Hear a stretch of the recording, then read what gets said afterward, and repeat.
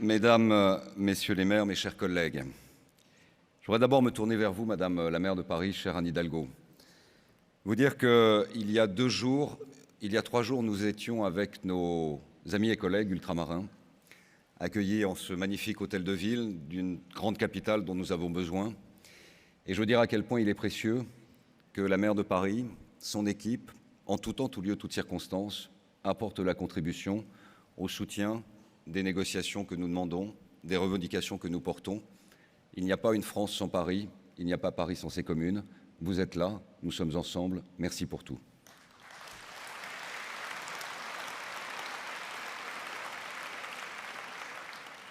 Je voudrais, Monsieur le Président du Sénat, par un tropisme bien naturel de la salle, on s'adresse à l'assistance assise et puis le Président du Sénat est dans le dos, alors je me retourne d'un mouvement le moins inélégant possible, pour lui dire à quel point la constance de la permanence de son engagement pour nos travaux, la constance et la permanence de son engagement dans nos commissions, la constance et la permanence de son engagement dans nos départements.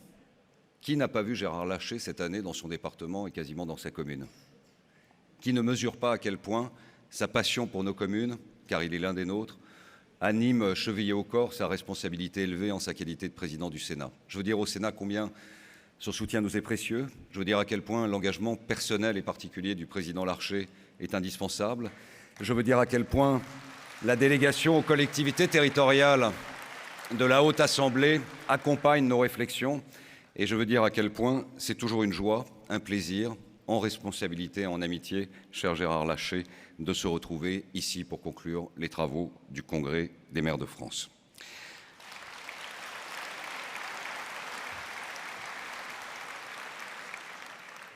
Merci à Mesdames, Messieurs les parlementaires ici largement présents.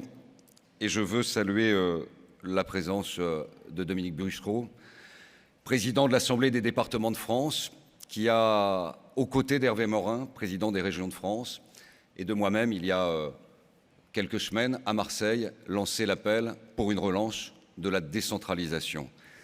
Dominique, nous marchons main dans la main à présent, alors que nous étions presque séparés par un mur de glace, pas tous les deux, mais nos collectivités territoriales presque plus difficiles à franchir que celui de Game of Thrones. Même avec un dragon volant qui était parti de l'autre côté de l'inconnu, il fallait beaucoup d'élan pour y parvenir. C'est vrai que depuis 82, globalement, les régions, les départements, les communes se sont soit regardés en chien de faïence dans le meilleur des cas, soit tiré le tapis sous les pieds pour récupérer ici une fiscalité, là une compétence. Pour la première fois, Monsieur le Premier ministre, vous avez en face de vous ce qui est une chance, de notre point de vue, qui peut peut-être être désagréable à certains égards, les régions et les départements et les communes de France, pour vous offrir un acte 3 de la décentralisation. Le président de la République, hier, lorsqu'il nous a réunis, il nous a fait l'honneur de nous recevoir à l'hôtel Marigny, à côté de l'Élysée, a ouvert le jeu sur l'acte 3 de la décentralisation. Ce congrès doit être le lancement de l'acte 3 de la décentralisation. Ce congrès doit être la projection vers une initiative puissante qui permettra de répondre de la meilleure manière possible à l'amélioration du coin de la rue de chaque Française et de chaque Français dans chaque commune de France pour pousser loin les vents mauvais des populismes qui sont en train de déstabiliser l'ensemble de démocraties globales, occidentales et mondiales.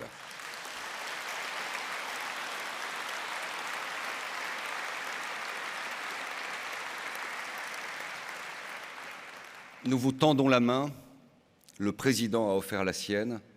Je souhaite que nous puissions marcher ensemble dans l'année qui vient pour avancer sur ce chemin.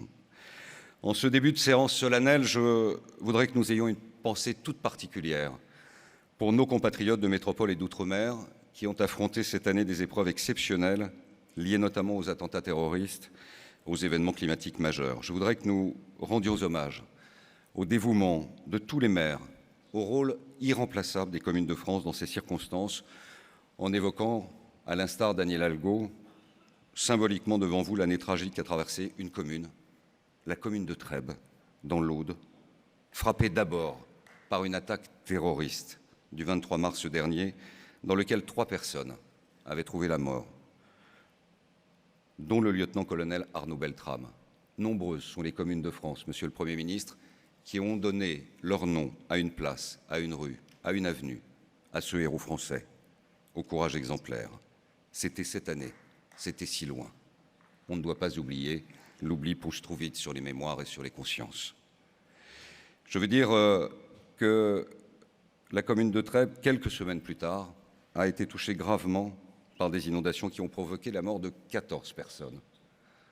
Voilà un maire, une équipe municipale confrontée à un désarroi immense, à des désastres personnels et à une cicatrice qui s'inscrira gagée sur l'éternité dans les mémoires des générations qui se suivront dans cette commune. Voilà aussi le quotidien des maires de France. Voilà aussi les raisons pour lesquelles je souhaitais que le Congrès des maires de France puisse saluer notre collègue Éric Ménassi, son équipe municipale, pour le dévouement exemplaire qui est le sien et qui traduit la hauteur de la dignité, de la fonction, de ce qu'est un maire. Et qu'à travers lui soient touchées aussi et honorées toutes les équipes municipales de notre pays qui font preuve d'un engagement total au service de leurs concitoyens, aux côtés de tous les services de secours, aux côtés de tout le réseau associatif, aux côtés de la solidarité, aux côtés de l'esprit d'intérêt général, aux côtés tout simplement de l'honneur d'une République qui, malgré les événements, se tient debout aux côtés de l'État pour regarder droit devant et regarder un avenir plus radieux que cette année 2018.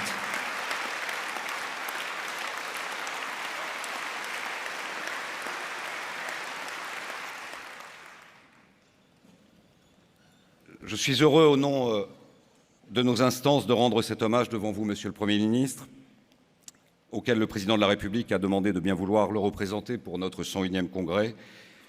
Je vous souhaite sincèrement la bienvenue et nous attendons évidemment avec impatience le cadre général de la feuille de route que l'État va porter et dont je ne doute pas que vous allez développer le meilleur des scénarios.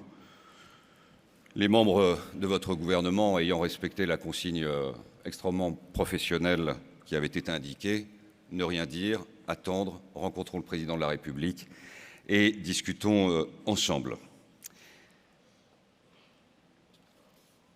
Aucun de nos congrès ne se ressemble, aucun. Mais chacun s'inscrit dans une actualité très particulière. Chaque congrès des maires de France est le reflet de l'état du pays. Il y a dans d'autres pays un discours à la nation.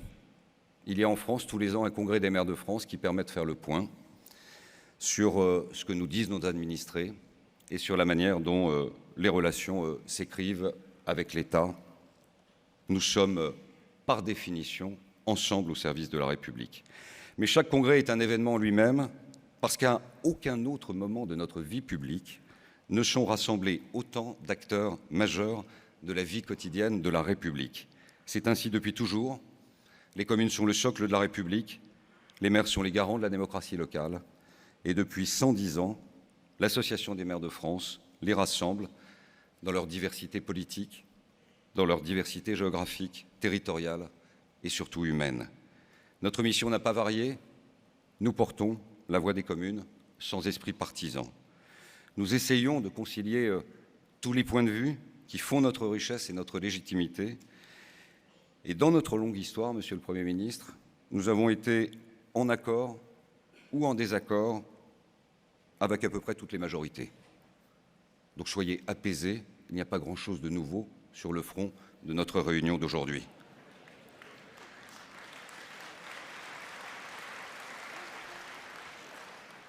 Je l'ai dit l'an dernier, il ne faut jamais négliger l'histoire et toujours se poser sur quelque sujet qu'il soit la question de savoir d'où ça vient et pourquoi. Pourquoi il y a eu un congrès des maires de France et d'où est-il venu? Il est venu de la suppression d'une taxe par l'État, qui était l'octroi des communes pour financer les caisses des communes. Et où est-il allé jusqu'à aujourd'hui, d'une certaine manière, pour dénoncer à nouveau le point d'interrogation soulevé par la suppression d'une taxe, celle de l'habitation, pour financer les services publics que nous produisons au quotidien. Un siècle s'est écoulé, toutes les majorités se sont succédées, soutenant des gouvernements, y compris ceux auxquels nous avons appartenu, André Léniel et moi-même, et nous avons tous en mémoire le cadre général de la tension qui pouvait exister. Avoir des désaccords, ce n'est pas très grave. Les avoir sur des sujets de fond, ça fait partie du débat politique. Les avoir en revanche sur des préoccupations de forme, il faut tourner cette page-là. Vous voyez, en dessous de ce pupitre et juste derrière moi, il y a un hashtag. Ce hashtag, c'est Ma commune, j'y tiens. Il y a un mois, Monsieur le Premier ministre, dans l'anonymat des réseaux sociaux, a été lancé un autre hashtag. Balance ton maire. Balance ton maire. Hashtag mondial référencé pour dénoncer les hommes comme étant des délits, des crimes, des violences contre des femmes. On est dans un monde de communication, cette référence ciblait directement des criminels et des délinquants. Qui d'autre peut comprendre autrement l'initiative relayée par des membres qui soutiennent votre majorité dans le cadre global de la vindicte jetée à l'opinion publique à travers ce hashtag. Les regrets exprimés, je vous le dis, ne changent rien à la violence de l'intention, à son irresponsabilité et à son injustice profonde. Une injustice profonde à l'égard d'hommes et de femmes qui, par-delà leurs différences, ont en commun la passion de la France et l'engagement au service des Françaises et des Français. Et qu'on me comprenne bien, au-delà de nos personnes, qui ne font que passer, c'est la République qui a été abîmée presque dans tous les sens du terme. Abîmée, ça veut dire fatigué. Abîmée, ça veut dire aussi s'échouer. Les deux doivent être à l'opposé de ce que nous incarnons et de ce que nous portons. Les deux doivent être restaurés dans l'année qui vient pour un dialogue fécond à la hauteur des enjeux que nous portons. Cette montée des populismes que nous évoquions à l'instant est un phénomène mondial. Il déstabilise toutes les institutions. Il est d'ailleurs assez singulier d'observer que dans les violences constatées depuis presque une semaine en France à travers le mouvement des Gilets jaunes, les deux institutions, Monsieur le Premier ministre, qui sont attaquées, c'est la préfecture et l'hôtel de ville. Ça veut bien dire que nous avons destin liés. Et c'est la raison pour laquelle nous vous soutenons pour garantir l'ordre dans chaque commune de France.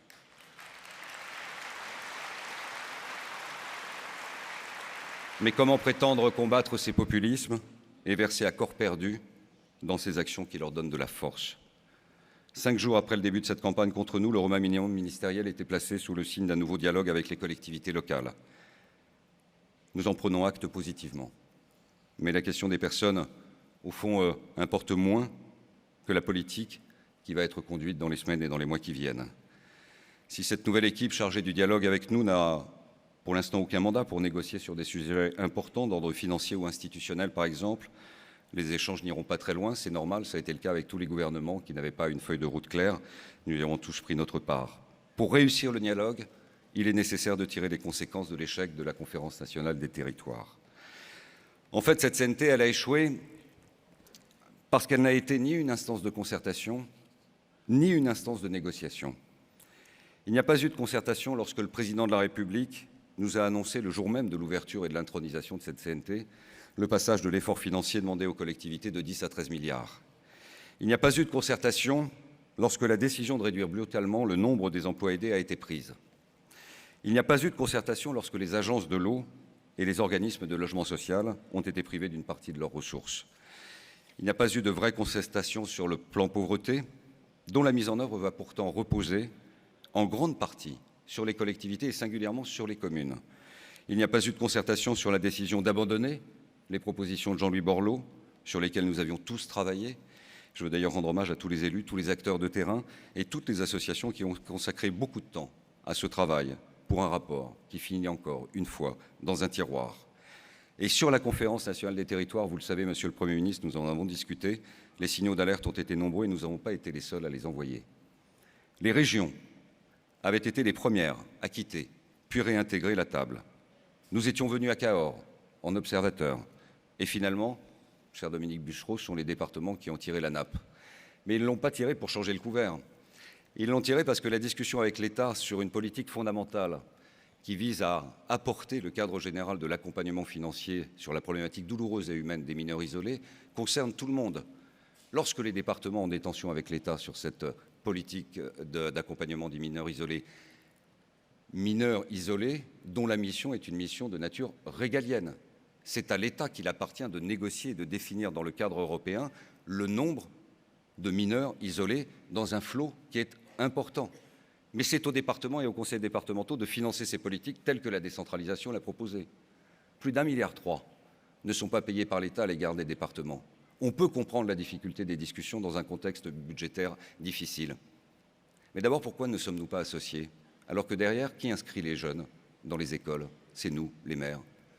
Qui débloque les aides d'urgence dans les centres municipaux d'action sociale pour les accompagner dans des politiques de précarité difficiles au quotidien?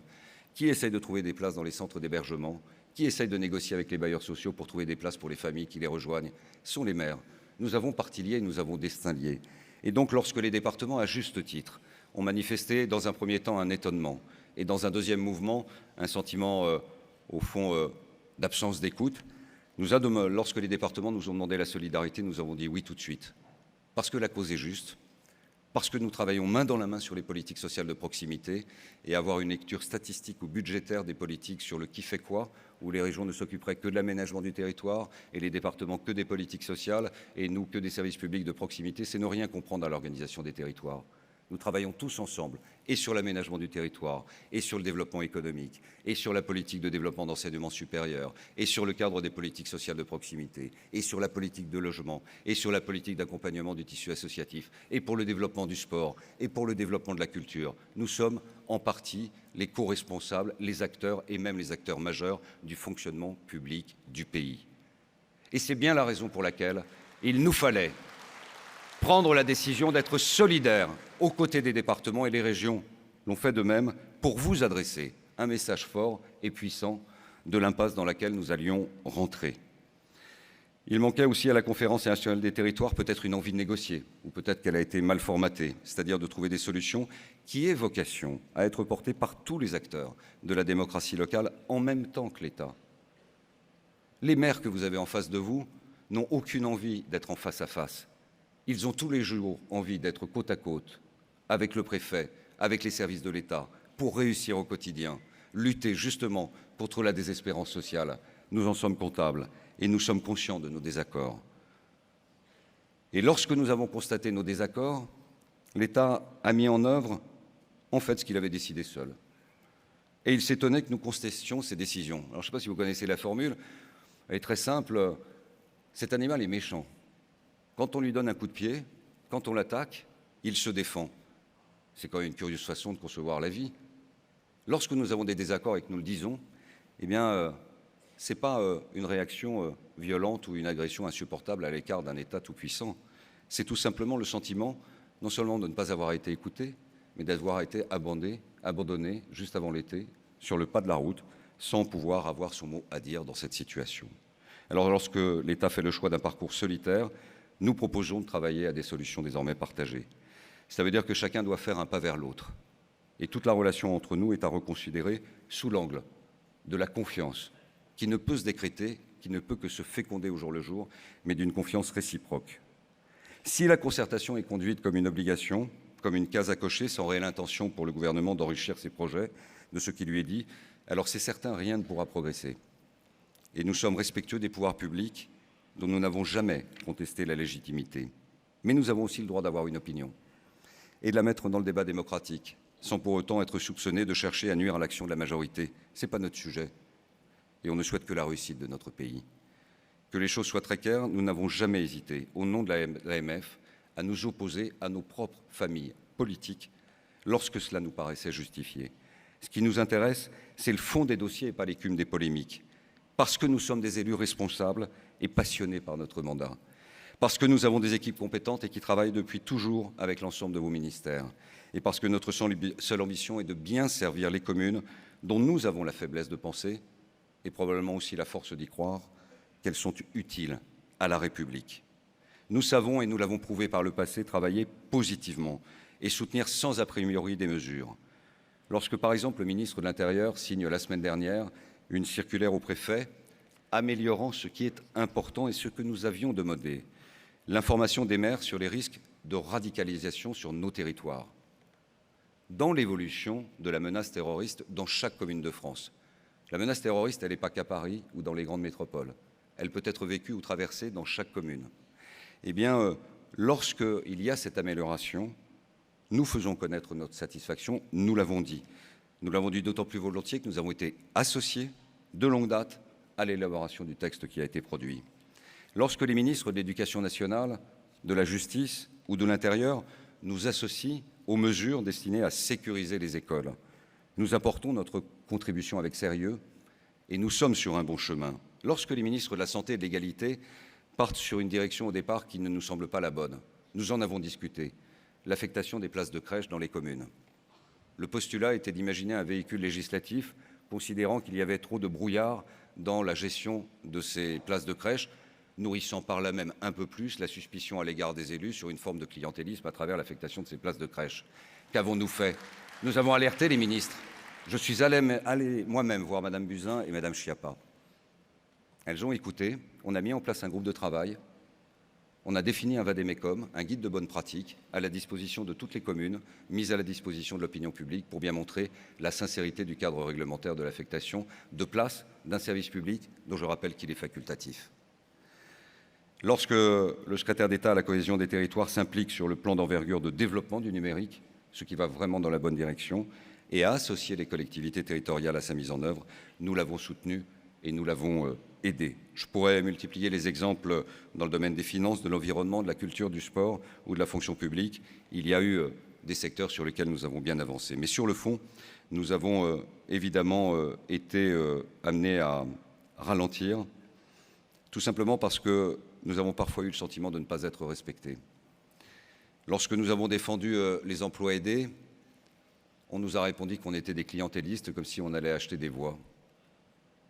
Alors qu'il faut ne jamais avoir été confronté à la précarité sociale dans une permanence d'élu local pour ne pas savoir que souvent l'emploi aidé, c'est la dernière bouée de sauvetage pour des personnes qui sont dans la grande misère et c'est la main tendue pour trouver le chemin d'une insertion sociale et personnelle.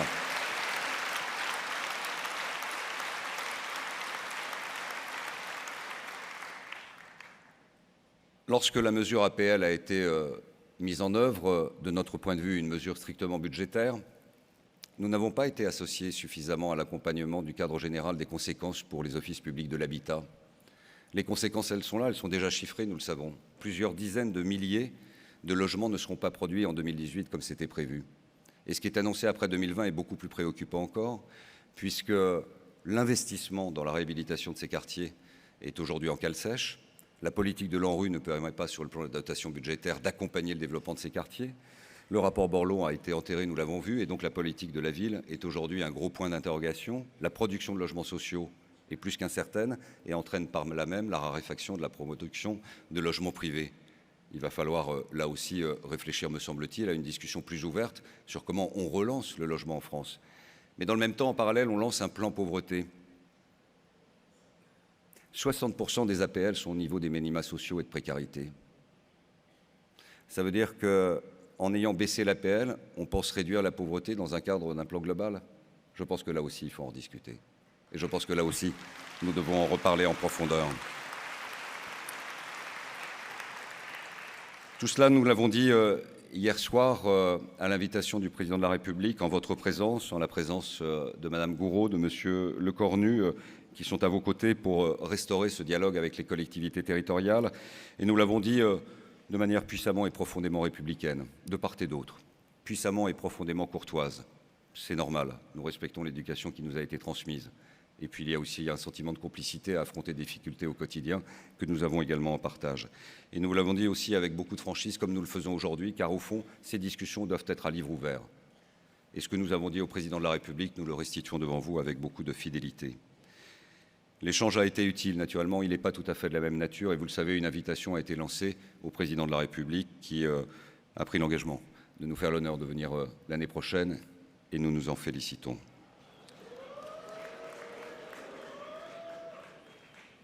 C'était un bon échange, et c'était un bon débat.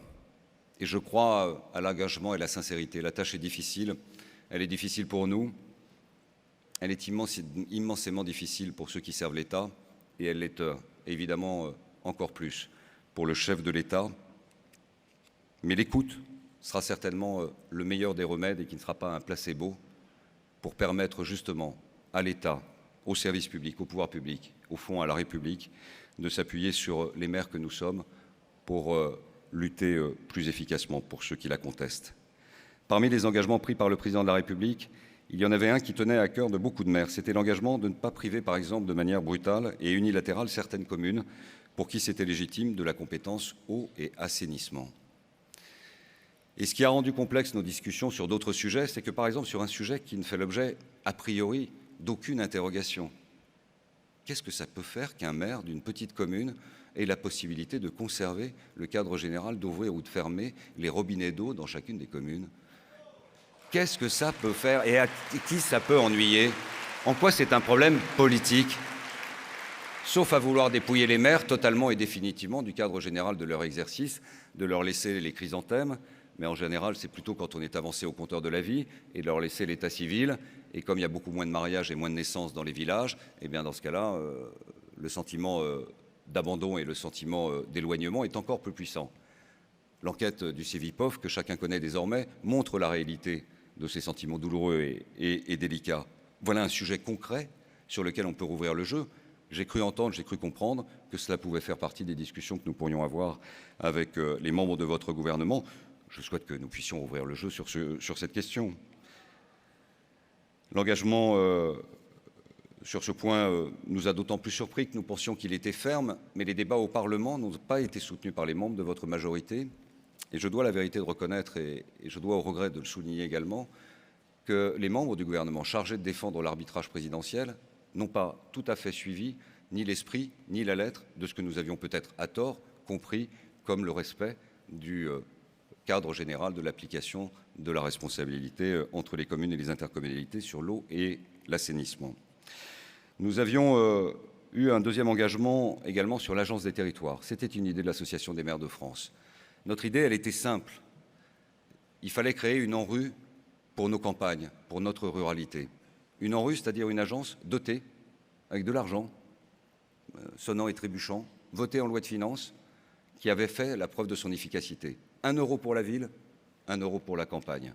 C'était une idée assez simple, partagée et compréhensible par tous. L'agence est créée, va-t-elle être dotée et est-ce qu'elle ne s'éloigne pas à travers le cadre général de l'esprit initial de ce que nous souhaitions? Je pense que ça doit faire partie là aussi de nos discussions concrètes, parce que c'est un effet de levier extraordinaire pour concentrer les moyens de l'État afin d'optimiser les services publics dans notre protection globale. Dans la lettre qu'il a adressée aux maires cette semaine, le président de la République a exprimé sa satisfaction d'avoir maintenu le niveau global de la DGF. Il est vrai que la loi de finances gèle la DGF. Mais on ne peut pas ignorer que 16 745 communes, soit près de la moitié, ont connu une diminution de cette dotation, sous l'effet notamment de la baisse de la dotation forfaitaire qui concerne plus de 22 000 communes. Et on ne peut pas non plus ignorer que 8 000 communes, en plus, ont vu leur dotation de péréquation baisser. Ce n'est pas la décision des parlementaires qui est en cause, ni même celle du gouvernement. C'est le cadre général qui fait que sur le plan budgétaire, on est resté dans une enveloppe fermée. Et restant dans une enveloppe fermée, eh bien, la chute a été libre et donc l'engagement pris de l'absence de baisse de dotation pour cette année comme les suivantes ne peut pas être respecté puisque le système global de péréquation crée les conditions justement d'une chute libre et donc d'un sentiment d'incompréhension de la part des communes qui ont vu cette chute alors que le message que nous avions porté et relayé était exactement à l'opposé. Là encore, l'AMF est force de proposition. Nous vous proposons la mise en place d'un fonds de lissage pour permettre au moins aux communes les plus touchées par ces baisses de dotation de pouvoir en étaler les effets dans le temps. Notre proposition, les parlementaires de la majorité sont ici, a été rejetée à l'Assemblée sans débat. Je pense que là encore, nous avons une immense marge de progression dans les discussions sur les véhicules législatifs de nature financière et budgétaire pour améliorer le cadre général de ce qui est efficace et de ce qui est utile pour nous. Nous souhaitons qu'une étude d'impact soit menée pour mesurer les conséquences de la modification de la carte communale sur la DGF pour l'année 2019. Là aussi, j'ai compris, nous avons entendu qu'une ouverture était possible de la part du président de la République. Ce cadre fait partie du mandat de négociation qui vient de nous être confié. Pour la taxe d'habitation, cela a été évoqué très largement dans la motion. Nous avons participé à des réunions de discussion sur des sujets extraordinairement complexes. Chacun a navigué. La méthode en elle-même pouvait avoir sa pertinence. Elle a achoppé sur le point qui est tout simplement que nous ne ferons aucune guerre au département et que nous ne revendiquerons pas le foncier bâti ou non bâti pour compenser la taxe d'habitation. Nous serons donc avec les départements, aux côtés des départements, pour porter une solution qui sera commune, région, département, commune de France. Celle-ci porte la forme du dégrèvement, indexé sur l'évolution du coût de la vie, dans un cadre garantissant des recettes. Et ce n'est pas pour se faire plaisir, c'est derrière pour financer des services publics. C'est derrière pour garantir les investissements de développement de chaque territoire. Quel est l'agent économique qui peut imaginer se développer s'il n'investit pas? Personne, pas une entreprise, pas un ménage. Quel est donc le territoire qui peut imaginer se développer s'il n'a plus les moyens d'investir? Or, le sentiment global, c'est qu'à travers la gestion de ces dotations et la suppression de la taxe d'habitation, il n'y aura plus rien pour investir. Et comme l'État ne fait plus grand-chose en investissement, eh bien dans ce cas-là, qui va investir? Plus personne. C'est bien ça le cœur de l'incompréhension et de la préoccupation en profondeur de tous les maires de France et de tous les élus de France. Le président de la République a ouvert un autre chantier qui nous intéresse beaucoup, celui de la révision de la loi fondamentale et de la révision de la Constitution. Nous souhaitons consacrer la commune dans la Constitution. Nous souhaitons consacrer dans notre loi fondamentale la clause de compétence générale. Nous souhaitons toiletter l'article 72 de la Constitution pour clarifier ce que veut dire libre administration des collectivités territoriales dans le cadre défini par la loi. Nous souhaitons faire vivre constitutionnellement l'idée d'une république décentralisée. Nous souhaitons l'autonomie fiscale et nous souhaitons l'autonomie financière. Nous souhaitons tout simplement cet acte 3 de la décentralisation dont le président de la République a considéré à juste titre que c'était un débat utile et intéressant pour le pays, à travers la révisation de la loi fondamentale, à travers l'engagement des parlementaires dans leur rôle de constituants. Il y a là une fenêtre extraordinaire de rassemblement national autour d'une idée partagée par tous les bancs constituant les formations politiques présentes à l'Assemblée nationale et au Sénat, qu'il pourrait être extraordinaire d'utiliser dans le sens de la clarification et de l'amélioration de nos relations. Et il n'est pas douteux que dans une hypothèse comme celle-ci, tous les présidents de la République et tous les premiers ministres ne pourront prononcer aucun autre discours que d'écouter les applaudissements et les acclamations. C'est un encouragement, Monsieur le Premier ministre.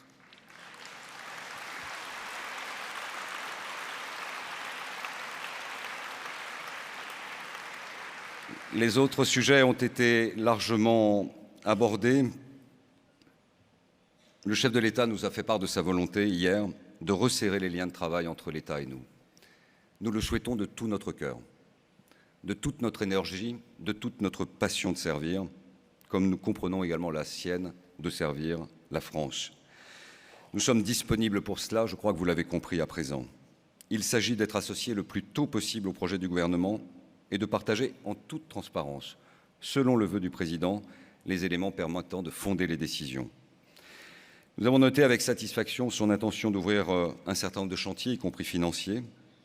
Nous voulons lui rappeler l'importance d'apporter au premier semestre 2019, mais je crois que nous sommes déjà en phase, des réponses claires sur la manière de compenser la taxe d'habitation. C'est un sujet prioritaire et c'est normal. Nous demandons au président de la République, dans l'esprit de dialogue dont il nous a fait part, de s'y impliquer fortement et personnellement aux côtés du gouvernement que vous dirigez. Nous partageons la volonté du président de la République de mieux associer les élus aux réformes, car nous sommes convaincus que la République doit avancer unie. Nous sommes des acteurs, nous sommes des progressistes par nature. On n'a qu'une idée en tête chaque soir quand on se couche, quand on est maire, de penser à l'amélioration du coin de la rue, du quotidien, du bien-être des administrés. C'est ça un maire. Éric Orsena, plus lettré, mais aussi géographe, plein d'allant, car une énergie sans faiblesse, et passionné de nos sujets, ce qui nous honore, le dirait certainement mieux que moi et mieux que nous tous. Mais cette idée de la petite patrie, cette idée de la grande famille, cette idée de la République en petit ou en grand, cette idée de la démocratie de proximité, cette idée de servir, cette idée de penser les plaies, cette idée d'être à l'écoute des plus défavorisés, cette idée de ceux qui, n'ayant presque plus d'espoir pour se tourner vers aucun membre de sa famille, se tournent vers la porte de la mairie et le bureau du maire. C'est ça la réalité de notre quotidien. Et le caractère fécond des échanges avec les maires est toujours une projection vers l'avenir. Et par définition, il n'y a aucun maire dans cette salle, comme en France, qui soit ou qui puisse être considéré comme un corps intermédiaire, conservateur, replié sur lui-même, étant un élément majeur d'une société bloquée. Nous sommes les acteurs de tout le contraire, d'une société à l'écoute, ouverte, qui veut progresser et qui veut progresser à l'unité dans une gestion de plus en plus difficile du cadre général du quotidien qui est imposé aux Français. Alors, mes chers amis, mes chers collègues, Monsieur le Premier ministre, nous voulons croire qu'une nouvelle ère de confiance entre l'État et nous va s'ouvrir. Nous y sommes disposés car c'est la tradition de l'AMF depuis toujours. Les attentes des élus sont fortes. Elles recoupent l'impatience du pays que le président lui-même a évoquée. Nos responsabilités sont immenses et collectives, de l'accès à l'emploi à la réduction des inégalités, du développement économique à la lutte contre le changement climatique. Nous serons des acteurs à vos côtés de cette évolution. Le Congrès s'achève, une page se tourne, nous l'espérons, d'un chapitre qui aura été, au cours de cette année, écrit à l'encre de l'incompréhension, à l'encre d'une méthode incertaine, à l'encre parfois de mauvaise manière, que nous ne souhaitons pas relire. Pas l'année prochaine, pas les années suivantes, pas relire du tout. Ni vous, sûrement, et je n'en doute pas, ni nous, c'est certain, et vous l'avez compris. Le Congrès nous a confié un mandat de négociation. Il est clair, il est précis, nous allons le suivre fidèlement jusqu'à l'année prochaine. Alors, Monsieur le Premier ministre, comme le disait Corneille, ma pièce de théâtre est terminée, il n'y a plus qu'à l'écrire.